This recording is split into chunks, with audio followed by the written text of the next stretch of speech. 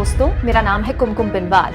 इन दिनों news channels को देखकर वाकई में कई बार भ्रम हो जाता है कि आप न्यूज चैनल देख रहे हैं या फिर कोई धार्मिक चैनल देख रहे हैं। देश के न्यूज चैनल्स के पास न्यूज तो वैसे भी नहीं थी, लेकिन इस वक्त तो सारे के सारे न्यूज चैनल राम मंदिर को लेकर इतने ज्यादा उत्साहित है कि उसके अलावा कोई खबर चलाने को राजी नहीं। लेकिन इसमें भी एक बड़ा झोल किया जा रहा है, एक ऐसा झोल जिसके जरिए राम मंदिर आंदोलन के पूरे इतिहास को मिटा देने की तैयारी की जा रही है। दोस्तों, एक बहुत युवा पीढ़ी है हमारे देश की आज, जो शायद 20-21 साल की है, जिनके लिए राम मंदिर आंदोलन मतलब आज राम मंदिर का बनना ही है।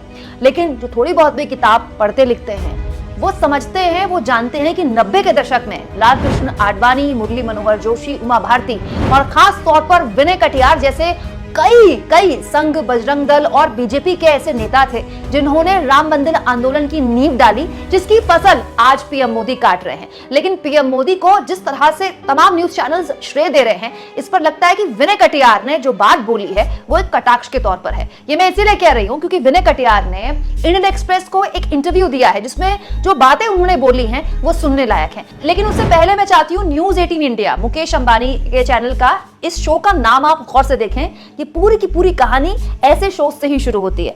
इस शो में देखिए लिखा हुआ है, मोदी जी की 50 साल की राम साधना, राम काज करीबे को आतुर। दोस्तों, इसके और ऐसे कई शोज जो इस वक्त टीवी चैनल्स में चल रहे हैं, उसके जरिए बताया जा रहा है कि आज अयोध्या में जो राम मंदिर बन रहा है वो मोदी जी की 50 साल की साधना है। 50 साल पहले मोदी जी अयोध्या में गए थे, उन्होंने रामलला को टेंट में देखा था, सौगंध खाई थी, यहां मैं राम मंदिर बनाकर छोड़ूंगा, और आज देखिए मोदी जी की 50 साल की साधना पूरी हो गई। लेकिन क्या वाकई ऐसा है?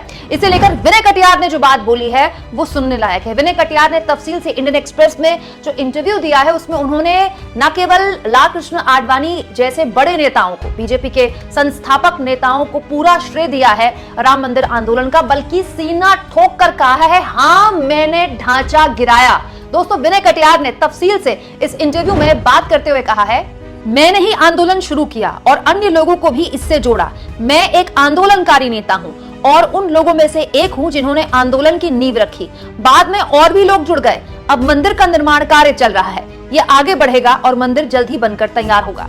यही नहीं दोस्तों, कर्नाटक चुनाव में जिस बजरंग दल की तुलना बजरंग बली से मोदी जी ने कर दी थी, क्या आप जानते हैं विनय कटियार ही वो नेता है जिन्होंने बजरंग दल की स्थापना की थी। और बजरंग दल की स्थापना को लेकर भी विनय कटियार ने इस इंटरव्यू में कहा कि बजरंग दल की स्थापना ही हिंदू लोगों के बीच जागरण पैदा करने, जागरूकता पैदा करने की थी, और बजरंग दल को तो इस राम मंदिर आंदोलन से जुड़ना ही था। जरा सोचिए दोस्तों, विनय कटियार जैसे नेता जो सीना ठोक कर पूरी हिम्मत के साथ कह रहे हैं, ढांचा मैंने गिराया, आंदोलन की शुरुआत मैंने की, बजरंग दल मैंने बनाया, उनकी कोई बात भी नहीं कर रहा, उनका जिक्र भी नहीं कर रहा। आप देखिए न्यूज चैनल्स की पूरी जो कवरेज है दिन रात सुबह शाम, वो केवल और केवल मोदी जी के इर्द गिर्द ही घूम रही है, जबकि दुनिया जानती है कि 90 के दशक में राम मंदिर आंदोलन में मोदी जी की कोई भूमिका नहीं थी। हालांकि बात सही है कि मोदी जी को लालकृष्ण आडवाणी की रथ यात्रा में उसको मैनेज करने का काम दिया गया था, लेकिन यह काम और भी बहुत सारे लोगों ने किया। लेकिन मोदी जी के कार्यकाल में जिस तरह से राम मंदिर बनाने का काम किया जा रहा है, ये एक अलग चीज है। लेकिन ये कह देना कि 50 साल का राम मंदिर का संघर्ष केवल और केवल मोदी जी की सौगंध से बन रहा है,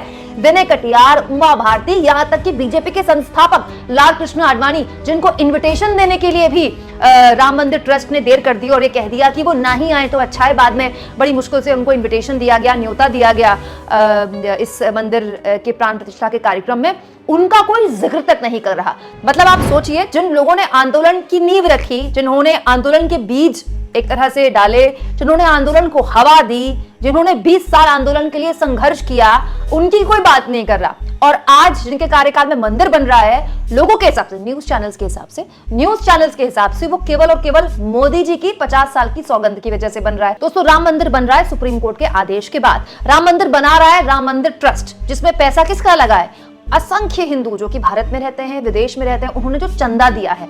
इसमें मोदी जी का क्या योगदान है व्यक्तिगत तौर पर, ये तो खैर मोदी जी ही इसका जवाब दे सकते हैं। लेकिन इस पूरे के पूरे आंदोलन को मोदी जी के चरणों में समर्पित कर देना गोदी मीडिया की इस हसरत पर आप क्या सोचते हैं दोस्तों? कमेंट बॉक्स में जरूर लिखें और जितना हो सके चैनल को शेयर करें, सब्सक्राइब करें और थैंक्स और ज्वाइन। दोस्तों, ये 2 ऑप्शन है जिसके जरिए आर्थिक तौर पर आप चैनल की मदद कर सकते हैं।